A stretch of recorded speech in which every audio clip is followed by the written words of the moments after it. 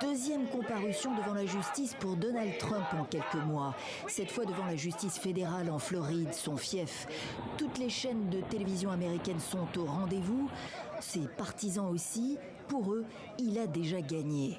Sans surprise, l'ancien président américain plaide non coupable à chacune des 37 accusations retenues contre lui, notamment celle d'avoir mis en danger la sécurité nationale en conservant chez lui des documents classés confidentiels, plans militaires, informations sur des armes nucléaires, documents qu'il aurait dû restituer à la fin de son mandat, comme l'administration l'a sommé de le faire. À l'extérieur, le candidat républicain à la présidentielle de 2024 s'offre un bain de foule comme il les aime, puis une séquence dans un restaurant de Miami. C'est lui qui régale. Les caméras tournent.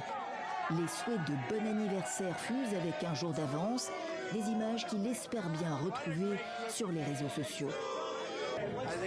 C'est une machination. On a un pays corrompu, un pays sans frontières, des problèmes partout. La nation est en déclin et ensuite, voilà ce qu'ils font.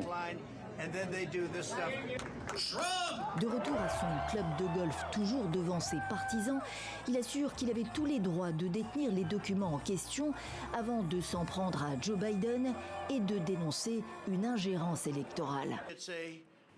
Il s'agit d'une persécution politique digne d'une nation fasciste ou communiste. Ce jour restera infâme. Le message martelé comme un mantra est reçu 5 sur 5. Je pense que les accusations sont portées parce que Trump est populaire dans les sondages. Ils espéraient que le 6 janvier serait la fin de Trump et que les gens ne voudraient plus de lui, alors que ce n'est pas le cas. Une petite musique que Trump va entretenir tout au long des mois à venir. Le procès dans ce seul dossier pourrait être organisé en début d'année prochaine, en plein dans les primaires républicaines, dont il est actuellement le grand favori.